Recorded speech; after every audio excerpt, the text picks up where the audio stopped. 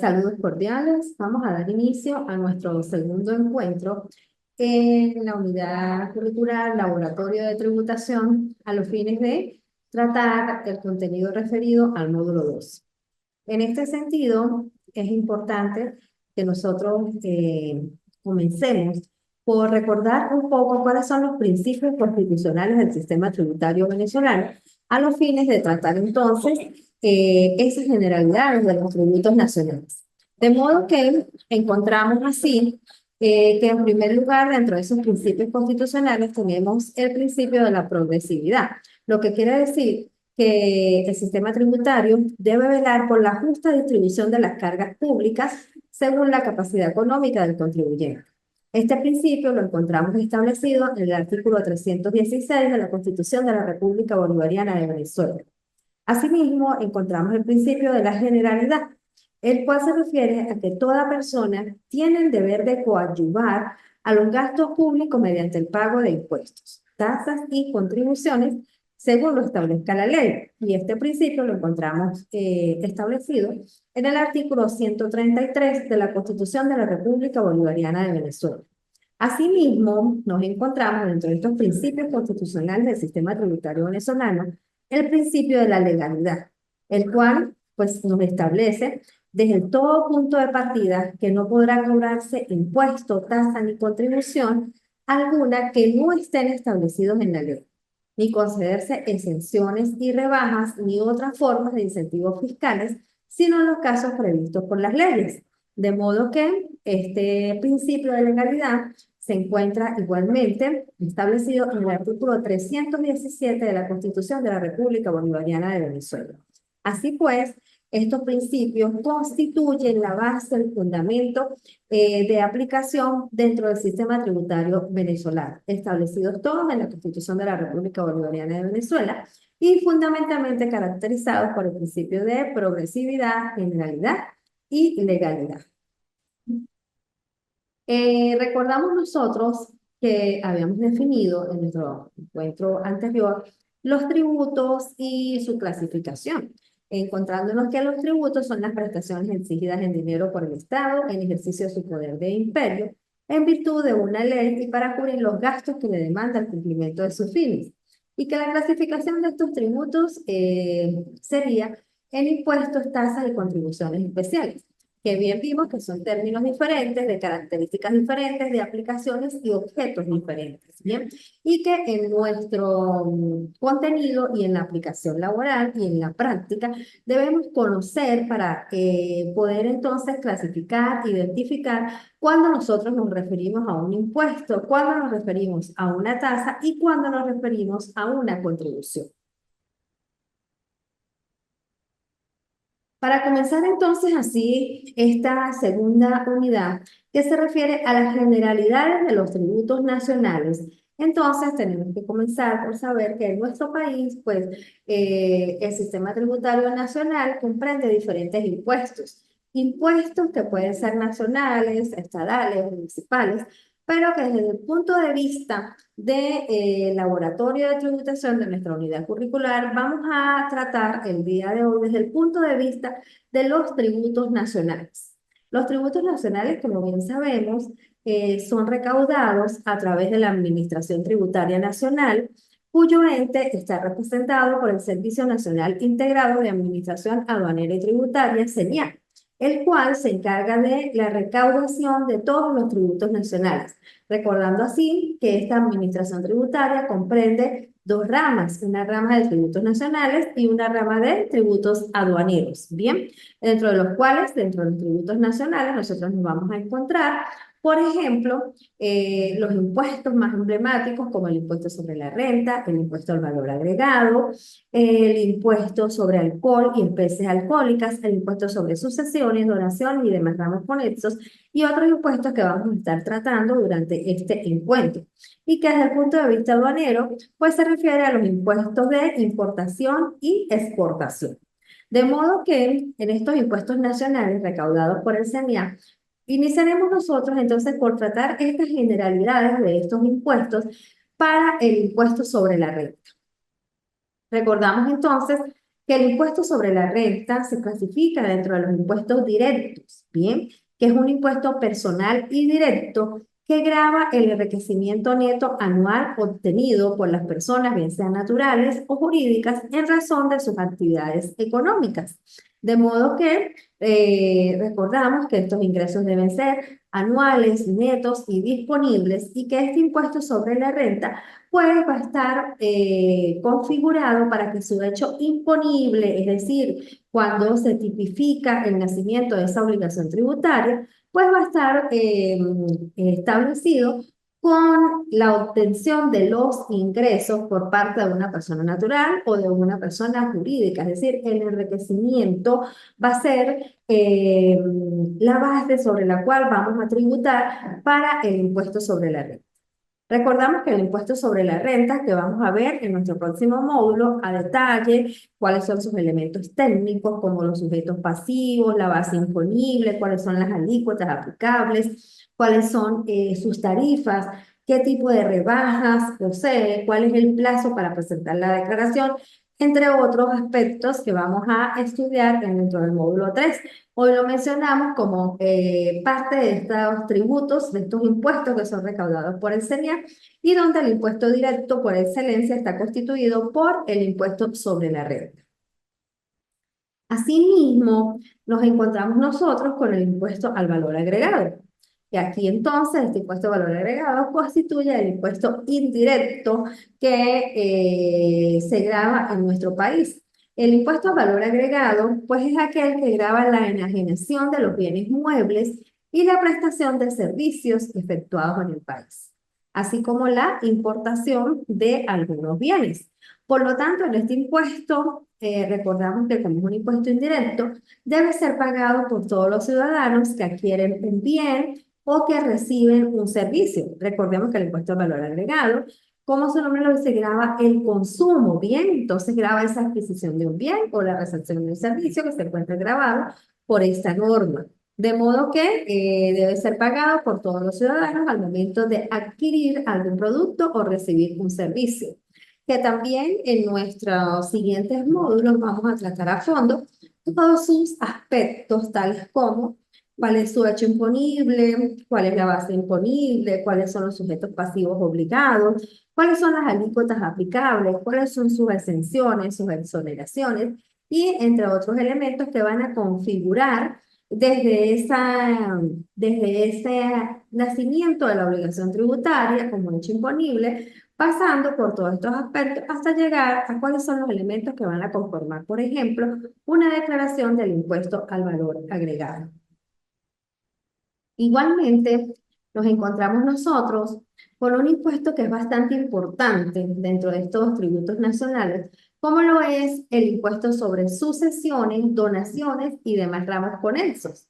Es un impuesto del que todos hemos oído alguna vez hablar, comentar, y que forma parte fundamental de los conocimientos que se deben tener dentro de este sistema tributario nacional, dentro de este mundo de los tributos, porque en algún momento siempre nos va a corresponder tener que formar parte de una declaración sucesoral, de tener que algo que ver con el impuesto sobre sucesiones. ¿Y por qué vamos a tener algo que ver? Porque este impuesto, pues realmente es un impuesto que se origina en virtud de la transferencia de bienes debido a la muerte de una persona o por razón de una donación.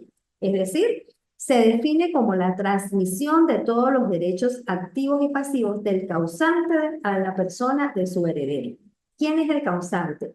El causante es la persona que fallece. ¿Cuándo se origina este impuesto sobre sucesiones? Cuando nace, nace con el fallecimiento de una persona. Entonces, esa persona que se llama causante, que es el fallecido, cuando muere y deja bienes, bienes que pueden ser activos o también pasivos o un patrimonio, eso pasa a formar parte de una sucesión. Esa sucesión va a estar regulada por lo que defina la Ley de Impuestos sobre Sucesiones, Donaciones y demás ramos conexos, vigente desde el año 1999, base legal vigente del impuesto sobre sucesiones, nos encontramos con la Ley de Impuestos sobre Sucesiones, Donaciones y demás ramos conexos, publicada el 22 de octubre del año 1999. ¿Cuándo debe presentarse, por ejemplo, este impuesto sobre sucesiones? Bueno, nos indica ese artículo 27 de esta norma que debe presentarse dentro de los 180 días hábiles contados a partir de la apertura de la sucesión.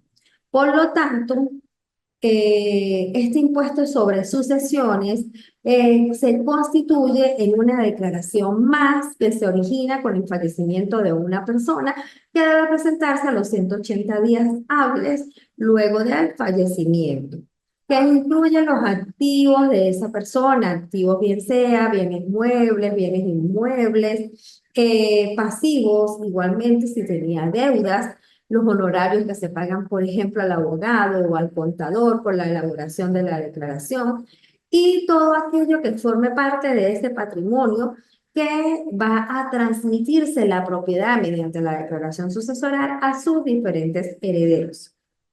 Nos encontramos que cuando nosotros estamos de frente a ese trámite administrativo en principio, porque el impuesto sobre sucesiones se constituye en una declaración, pero antes lleva una serie de requisitos y una serie de trámites administrativos y un compendio de situaciones que deben reunirse y presentarse para poder cumplir a cabalidad con este impuesto. Por ejemplo, si estamos al frente de una sucesión, el primer paso que debe dar quien sea el responsable de elaborar esa declaración o el conjunto de herederos o la persona que se vaya a encargar del trámite de la declaración como tal, debe ser la obtención de un RIF sucesoral. ¿Y cómo se obtiene ese RIF sucesoral? Bueno, ese RIF sucesoral se obtiene a través de una planilla que se llena en el portal fiscal www.cenia.gov.be para suministrar una serie de datos referidos al causante y a los herederos. Con esa información se llena la planilla de los datos básicos y se obtiene el registro de información fiscal. En este caso se va a llamar sucesión porque es el RIF que va a pertenecer a esa declaración sucesoral. Es decir, para acceder al portal fiscal y para identificar esa sucesión fiscalmente, tributariamente, debe contar con un número de RIF. Ese RIF va a ir acompañado de ciertos recaudos al momento de solicitarlo, como por ejemplo el acta de defunción y cédula de identidad del causante. Recordamos que el causante es el término en el cual se refiere a la persona que fallece. La cédula de identidad de los herederos, el RIF actualizado de esos herederos, un recibo, factura de servicio público, por supuesto, la planilla de inscripción y dirigirse al área pertinente, que en este caso sería el área de RIF, dentro de la administración tributaria. Es importante conocer que cuando la persona entonces fallece y deja bienes, tenemos una obligación tributaria que cumplir que se contempla o se consagra a través de la declaración sucesoral. Esa declaración sucesoral, reiteramos, tiene un plazo para su presentación de 180 días hábiles siguientes a la muerte del causante, que además, una vez que esa declaración que se presenta electrónicamente desde el año 2013, donde ya se hace vía electrónica a través del portal fiscal, donde se accede con la clave de usuario de esa RIF sucesoral, entonces se comienza a llenar ese formulario, ese formato allí de declaración sucesoral y se suministra toda la información pertinente, como cuál información, por ejemplo, se describen los bienes que eran propiedad de ese causante, se describe el activo, se describe el pasivo, se mencionan, se identifican a los herederos. Además, por ejemplo, se hacen especificaciones, descripciones de los bienes según su naturaleza. Lo importante aquí también de conocer es que cada sucesión representa prácticamente un caso particular.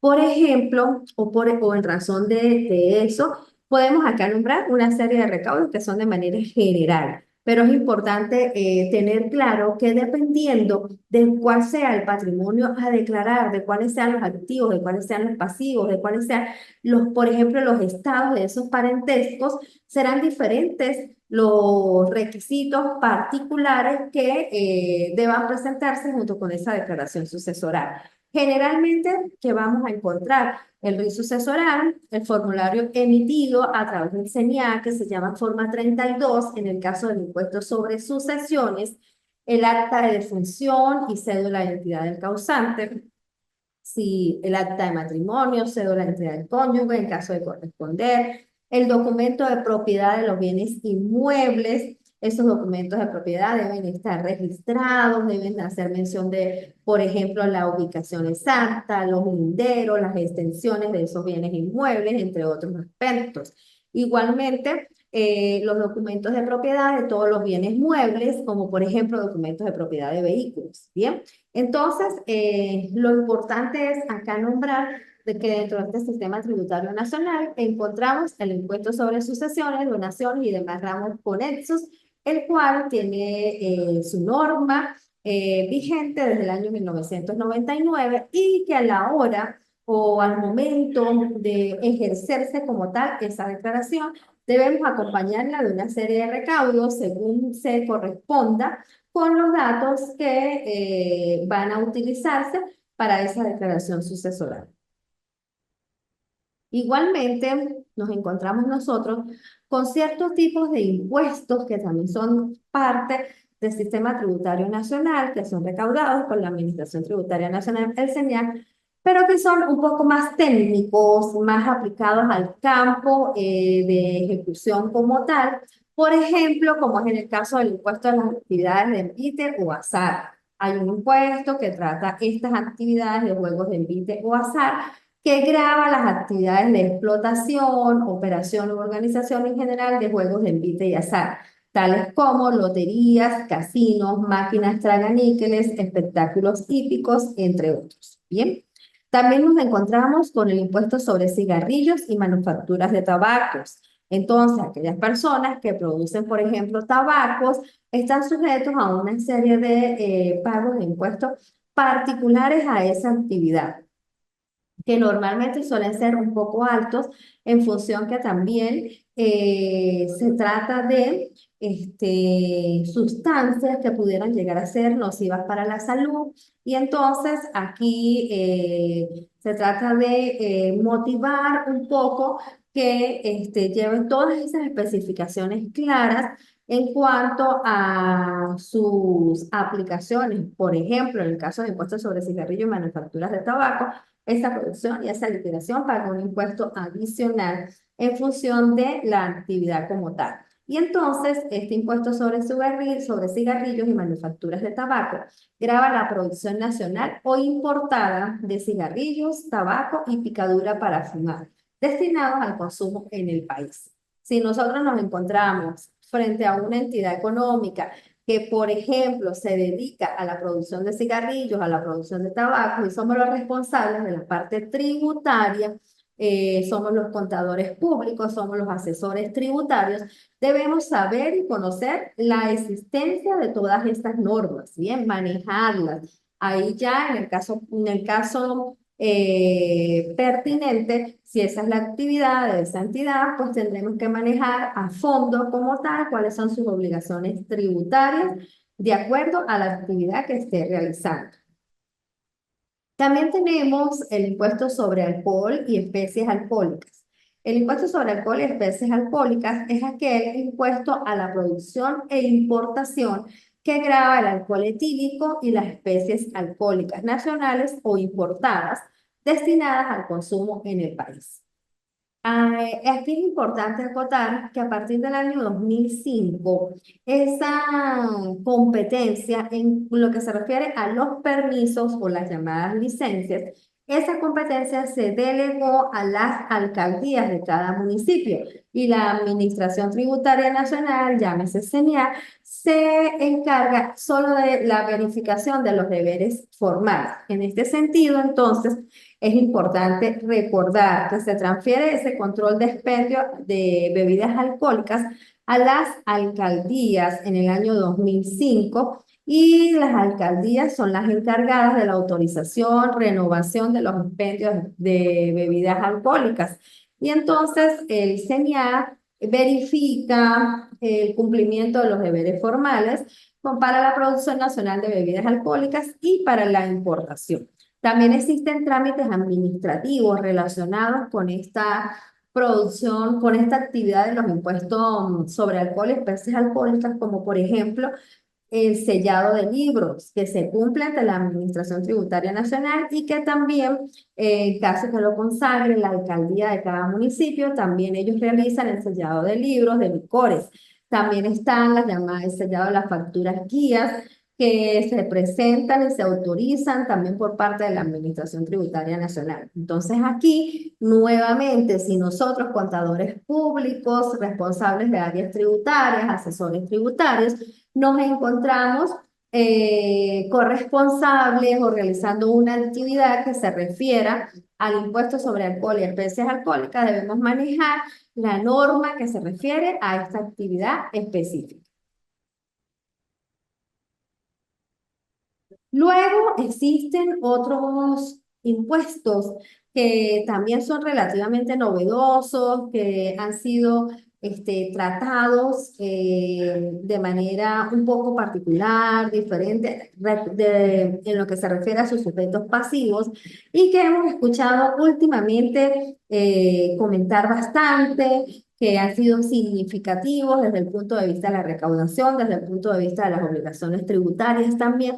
Nos encontramos, por ejemplo, como en el caso del impuesto a los grandes patrimonios, recordando que el impuesto a los grandes patrimonios se publicó en el año 2019 en la Gaceta Oficial número 41.667, ¿bien?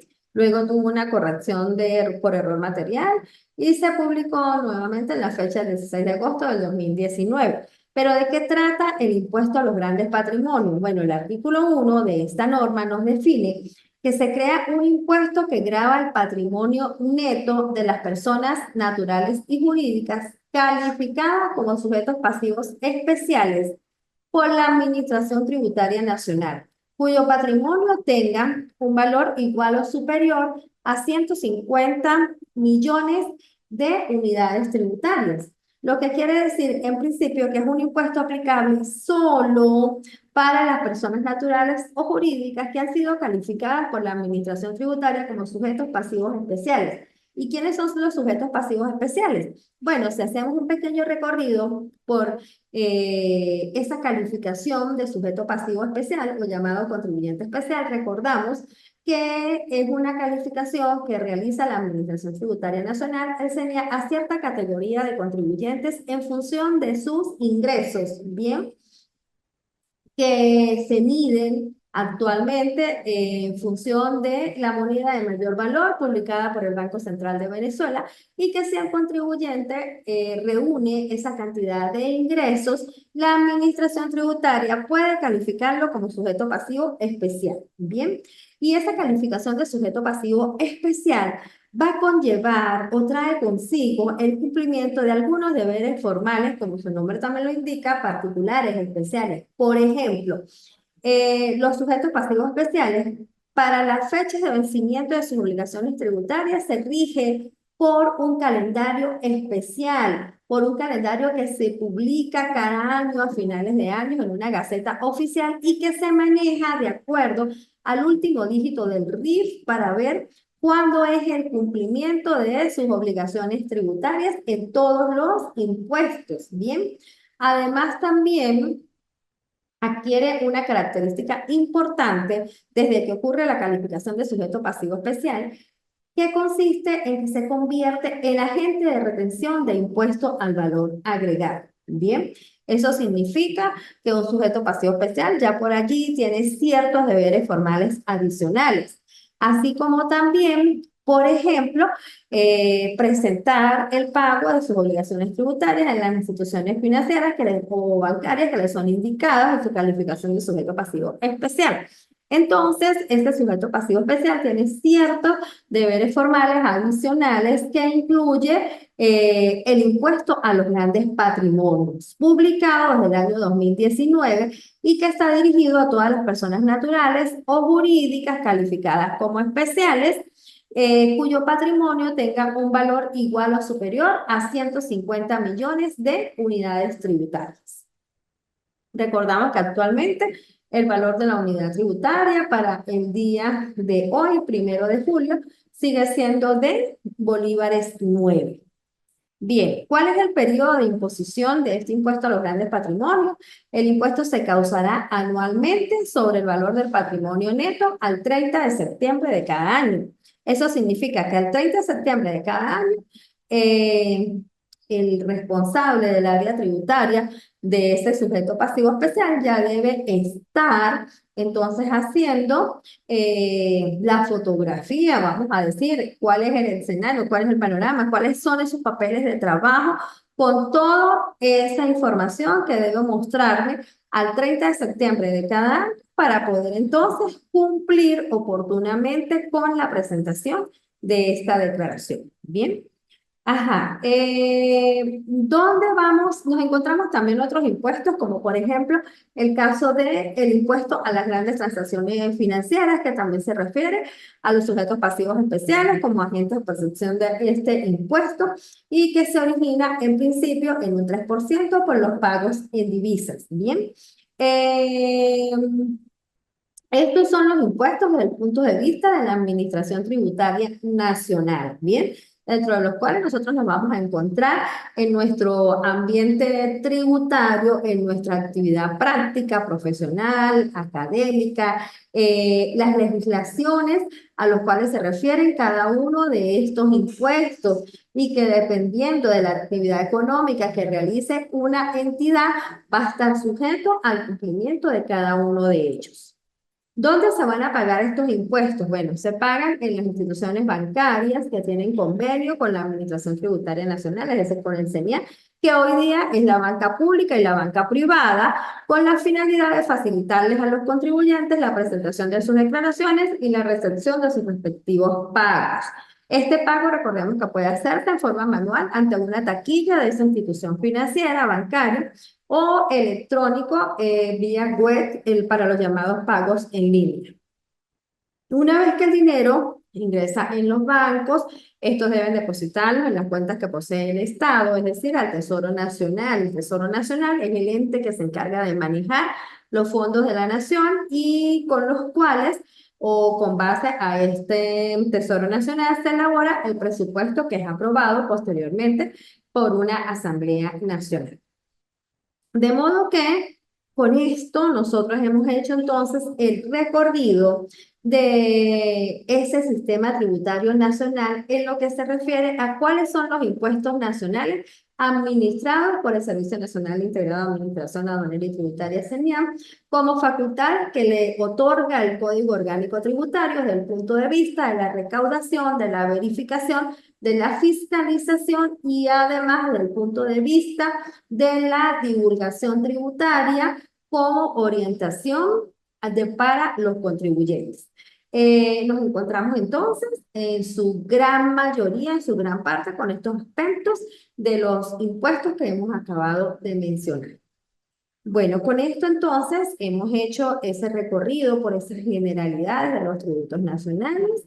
Igualmente, para nuestros próximos módulos ya vamos a analizar, a estudiar, a detallar un impuesto emblemático en cuanto a la parte de los impuestos directos, como es el impuesto sobre la renta, y posteriormente un impuesto indirecto referido al impuesto al valor agregado. Igualmente, agradecida por la presentación de su segunda actividad, la infografía referente a las generalidades de los tributos nacionales, y les reitero mi exhortación para nuestro próximo encuentro. Feliz tarde para todos.